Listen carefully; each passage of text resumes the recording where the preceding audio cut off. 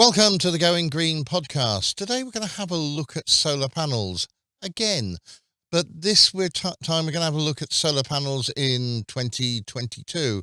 And basically we're going to try and ask the simple question: if you haven't got solar panels at the moment, does it make sense to try and install any in the UK now?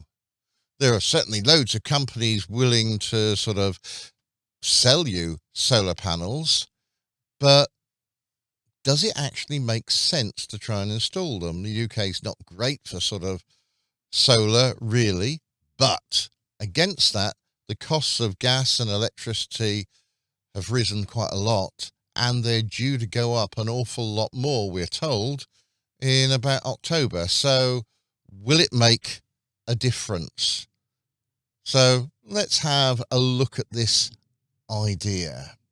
So solar panels, they've generally dropped a lot in price from when we bought our first set, Paul. Yes, they have.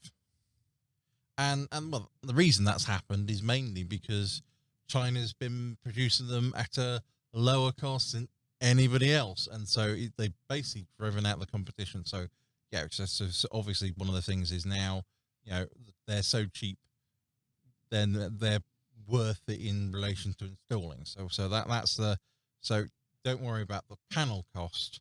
Is actually just the installation and whether or not you get a good Inverter. Well, yeah. So it's one of those things where we're looking at the inverter, as in the conversion rate of the electricity, and of course, what export tariff can you get from your panels? So we started off with our panels sort of 11 years ago. And so we went on to the sort of what was the highest tariff then. But our new panels, we're not on any tariff at all. No. And the reason we didn't go for any tariff there, which sounds daft, is because if we wanted the tariff, we couldn't actually put as many solar panels on as we did, because we put more solar panels on. And that was sort of against the rules. So we opted to go for more solar panels and use the bit of income that we've got from the existing panels and leave the ones that we've, the new ones, which are more efficient and bring in more electricity. And last year we put in an extra 4, and they're in the back of the house, and they only get sun some time of the year, but when they do, they really do kick in. And it's not a popular place where we've put them. We put them on a shed. It's on a flat roof, so they're pointing directly up. And we were told, well, it's not going to be really worth it putting those on there. You're not going to get much. Oh, you're making quite a lot of difference here. Yeah, there is this huge idea and question about sort of, there is a lot of relationship to the angle of the pitch of the roof, which means, of course, then the angle of which the solar panels work at to give the greatest conversion. And you can look at this huge number of charts about sort of, degrees off north in relation to the roof pitch direction, to how better the angle of the pitch roof, to how much sun or you could collect. And effectively, it's one of those things where you don't actually want a south-facing roof at all for your solar panels, which seems tough because obviously but that generates too much electricity, which seems a bit tough. But obviously, the solar panels, they get hot because that's how they're doing it, and they actually stop making electricity if they're really hot. So there's actually, you've got to essentially make the difference of keeping them hot and warm in the sunshine whilst converting the sunlight into electricity. So it's one of those things where they actually say not directly south facing, but maybe sort of between 15 degrees either side of south. So it is the optimum, I say, position for solar panels. Obviously, it's one of those things where if you're getting more sun in the morning, then it's obviously you want to face eastward, as opposed to if you get more sun in the evening, you want to face westward. Yeah, and that's something that, you'll just have to make up mind of what's happening in relation to your humble abode. And you can't move your house. And generally, the other problem is that you're stuck with the roof pitch that you've got. Yes. Our roof pitch is actually very low, and that doesn't help us at all. Now, how long does it take to have solar panels and basically break even? Well, figures look like if you want to buy sort of a 4.5 kilowatt sort of solar panel system, at the moment it seems to cost about £6,500. And at the moment we've got now the cut in VAT on solar panels. Yes, we do. And so that can make it worthwhile. But basically, the break-even point is about 13 years. Yes. Roughly. And so that means that if you bought your solar panels, you pay that money out, then after about 13 years, you're starting to see your money come back. So if you're not going to stay in your house for more than 13 years, there's not much point doing it. Because then you're basically just giving these panels to the people you're selling the house to, and they get them for zero installation, and they just get the costs of, well, just the benefits really of cheaper electricity because you're making a lot of it yourself, and the benefits of perhaps a feed-in tariff. Yes. So, it's one of those things where you do need to look at the sort of, it's a long-term investment, but as what we're looking at, of course, is the fact that there was kind of some argument in just before, during April, because they rose the gas price tapper. If they do decrease the price cap once again, they didn't, by the way, then obviously that makes the argument change. But since they've now risen the price cap, or they're looking to raise the gas cap in October, because this is what they said they're looking at doing, And going up by quite a lot. and it's going up by a lot. Suddenly, you'll find all these saving costs is actually sort of saying, although you might be saving £100, that sort of money. Now that the gas going up, if you use less gas, or use the electricity from the solar panels, funnily enough, the difference in the how much you would have spent on that gas to do whatever you want to do, heating, electricity, suddenly that difference in savings goes up radically with the price cap increasing, because obviously you're still earning, say, or gaining £100 worth of electricity from your solar panels, but of course the price of electricity because it's going up, the difference increases. So you can sort of see that sort of as the price cap goes up and up and up, you're actually seeing not the cost of the solar panels go down, but the savings from having solar panels increase. So that's going to make your return on your investment happen quicker. You're going to also have a benefit now, really, we found, since we've been sort of suffering from COVID, this pandemic, and a lot more working from home. If you're working from home, then having solar panels is much more beneficial to you. There's two ways of playing around with solar panels. One is what we do here is as it comes in, we use it. We don't actually store much. Now, on a nice day when the sun is shining, we're actually exporting some electricity.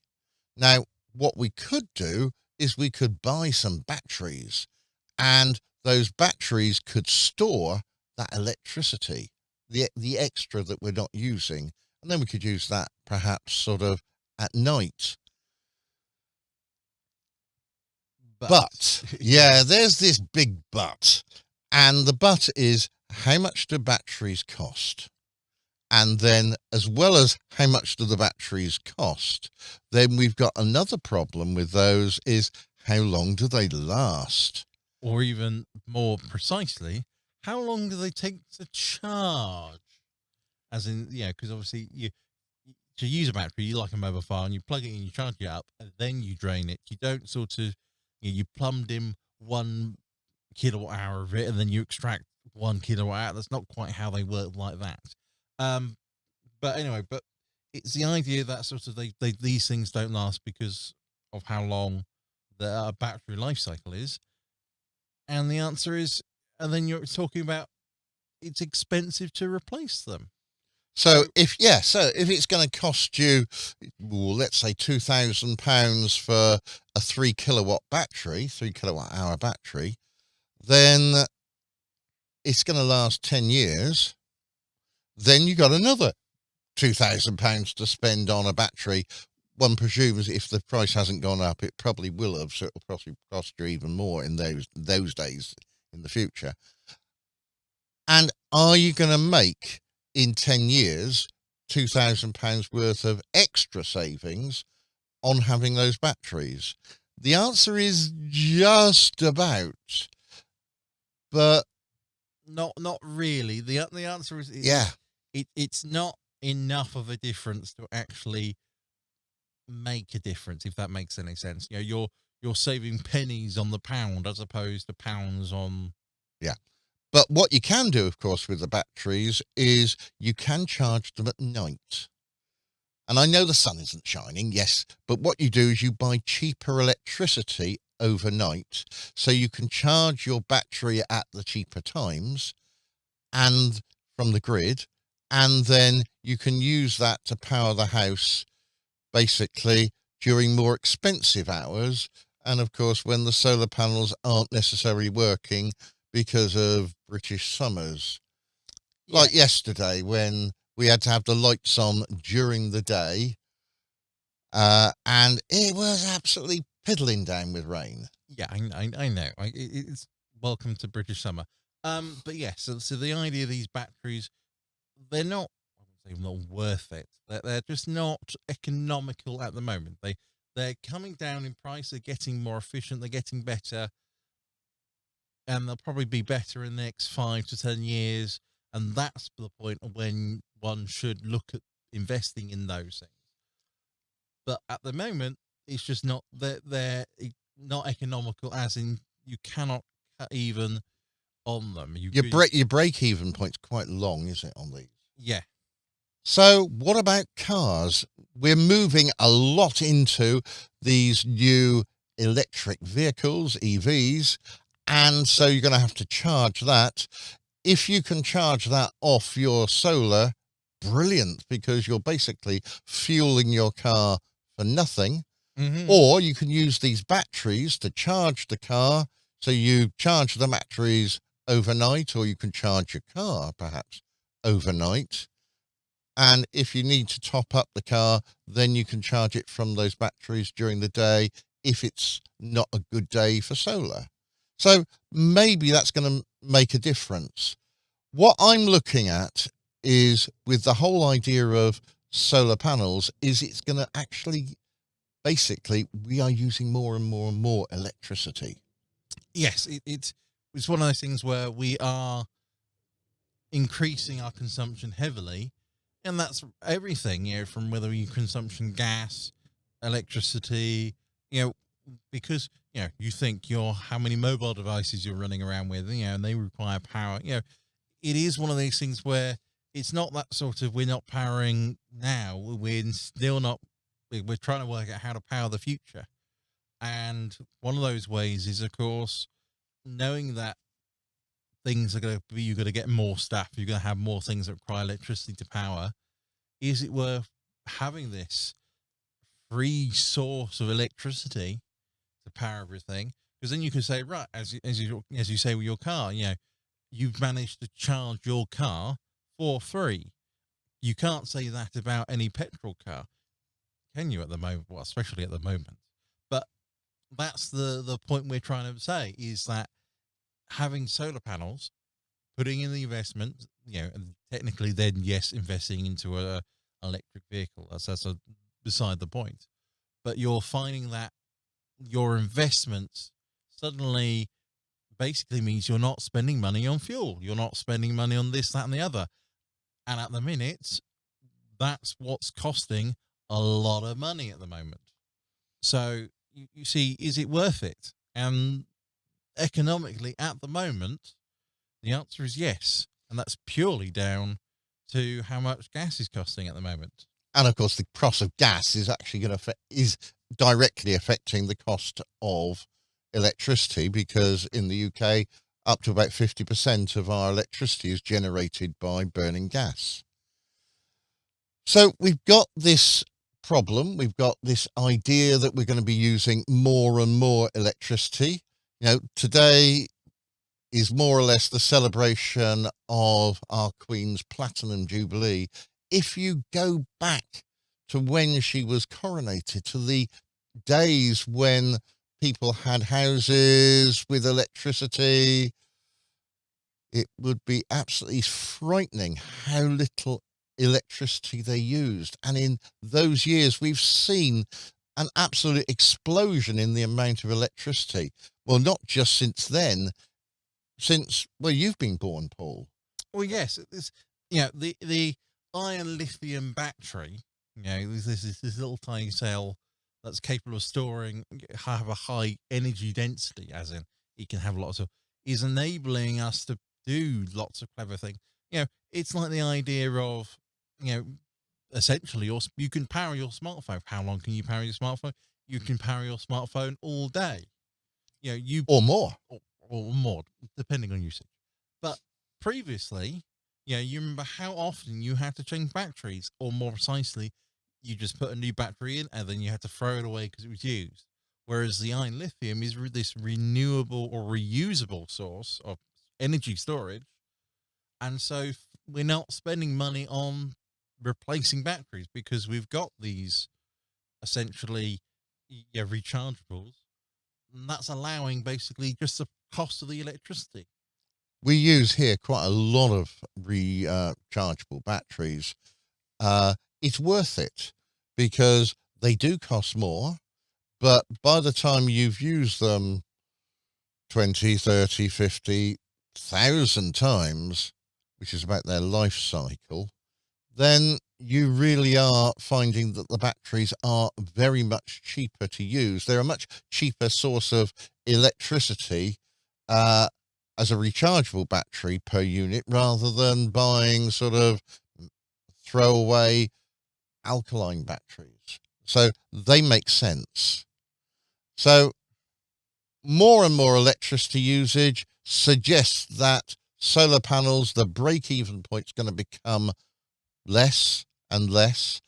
As electricity tariffs go up, it's going to become less and less. And as people have to move away from gas, it's not going to be long before there aren't going to be any more gas boilers installed in new houses. And so you're going to have to use electricity to heat. Mm-hmm. So, the problem you'll find is that, when it's cold in winter, you don't get much power, but that's when, of course, you need your heating. And it's a major thing, of course, when you need your electricity, your lights, of course, it's at night, and of course, the sun's not out, so your solar panels. Yeah. So you're sort of saying, well, what's the point of these things? I have these solar panels, but at night, I can't, the solar panels aren't paying for my, they're not paying for my lights to be on. They're not paying for during winter when they're less. They're not paying for my heating. It is a massive problem, and unfortunately, that is a problem with the solar panels. That they are. I wouldn't say seasonal. That's the wrong way to put it. But more during the day, that's when they generate electricity. At night, they don't. And it's at night you need more electricity, isn't it? Yes. Put the lights on. Yeah, correct. So, which is why we talk about battery storage as a way of doing that. But the answer is, well, if you're not storing it, but someone might be, because the feed-in tariff essentially means that when we export energy, almost we become like a small energy provider, like one of these big companies. Yeah. And so a company who do this reservoir, I can't remember who they are, but they're the ones who deal with the peak flow, gushing reservoir water to maintain capacity in the system. Usually during a football game, halftime. That's one of their major things. When everybody goes and put the kettle on, that's usually when it happens. But of course, it's expensive to pump the water back up. Well, I'm not saying during the day, but any time really. And so what you're actually saying is you're providing the electricity for them to pump it up or the water back up. And then at night, they're releasing it so that you can actually have So think of it more of a circular or economy reference, that you're not paying for your electricity technically, or your usage. Yeah, I know you are, but it's anything you export. But that export's actually going to the place where they can use cheap electricity to power something that is expensive. That would be expensive anyway, because they're getting it for free.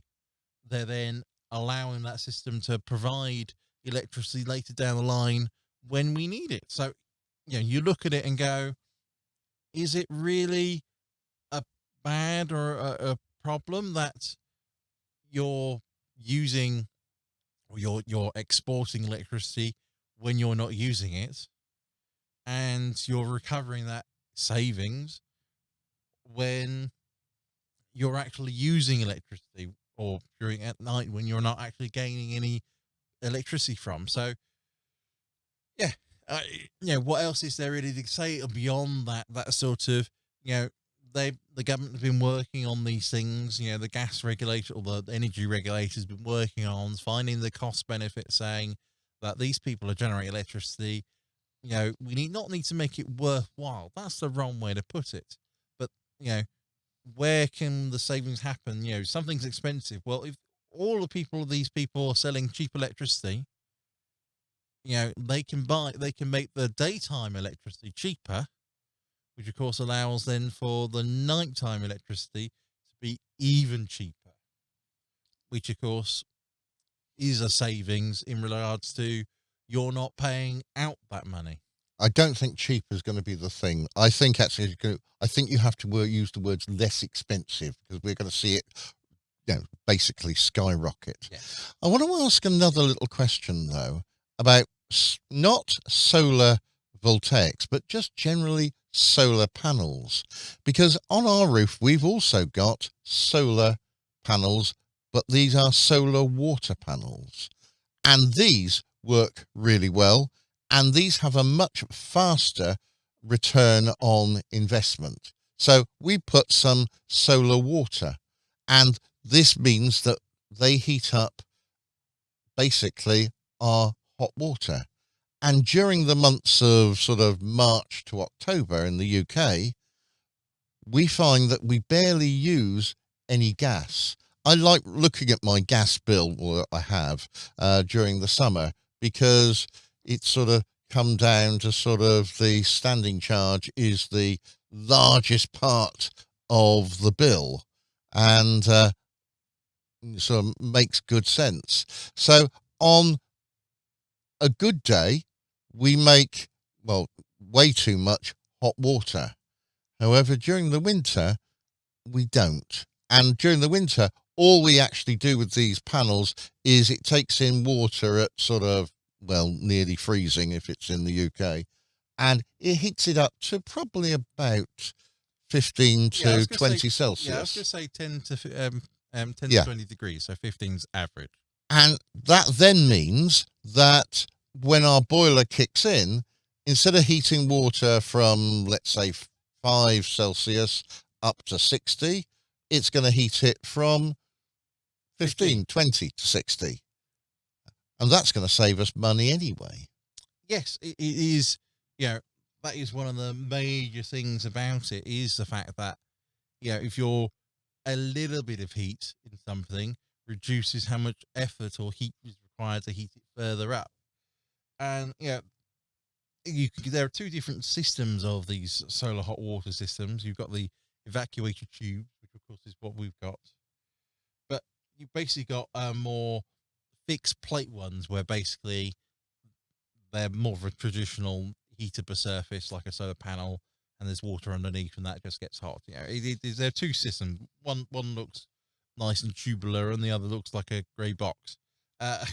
No, not very exciting there. The grey boxes will also work at night, and this is something that people don't realise, that these panels actually do still work at night.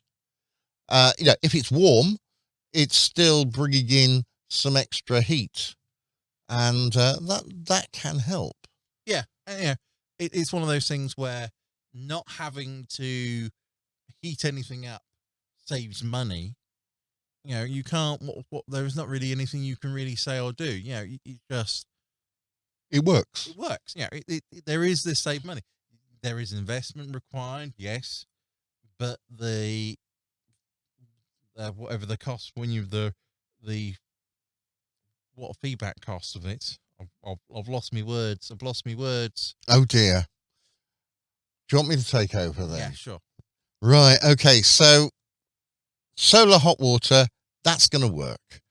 You can get really nice French panels, though, now solar voltaic panels that are cooled by water, and they put water in the back or something else in the back, cools it down, and then you can use that to keep your solar voltaic nice and cool and energy efficient, and you can also get free hot water as well. Yep. Great bonus, that one. My only problem is, of course, that's a relatively new invention, and that means I've got to throw all my panels away and start again. Yes. And there's many times I feel that I would like to do that, but it's not worth the money, because I would throw away all the investment that I've put in the current panels. But for someone like you who hasn't got solar panels yet, these might be really worth thinking about, because you could get then two for the price of one. You're getting your solar electricity and your solar hot water, which is then, of course, relating to the fact that your energy bills will be, I wouldn't say halved. That's the wrong way to put it, because obviously it doesn't quite relate to the fact that sort of yes, you're using less energy to heat your water and less energy to power your things, and it depends on if you're using an electric boiler, then that's fine, or a gas one. You got to take those things into account. But it's one of those things where they are seeing the benefit, and they are seeing the savings from these panels make not the choice or the topic, but it makes the idea of having these things very reasonable. You think the question obviously is, they ask, do these panels add money onto the house? Now, previously we always got told, oh no, they won't. They take away value. Who wants solar panels? They look ugly. They look ugly, or something daft. All these things. And now you're finding people are going, no. They do say they actually do raise the price, because you put the investment in the house. Your investment keeps the price going, if that makes any sense. Which is one of those things where it's a lie inside the industry, because of course they want the pass, don't want to pass the savings on, because they want the savings. So there's some ideas on solar panels. Really, we've looked at whether your return investment's going to be worth it. We think that with the cost of electricity skyrocketing, then your return on investment's going to improve. You don't have to spend what we said there, which was just about £6,500 doing that, just putting a small system on your roof. The bigger the system you can put on your roof, really the better, because it makes more and more electricity. And if you can go for panels that do both, then solar hot water and electricity, fantastic. You've been listening to the Going Green podcast. Thank you for listening. We'll be back next week with another topic on going green. Until then, it's goodbye from me. And a goodbye from me. Goodbye. Bye.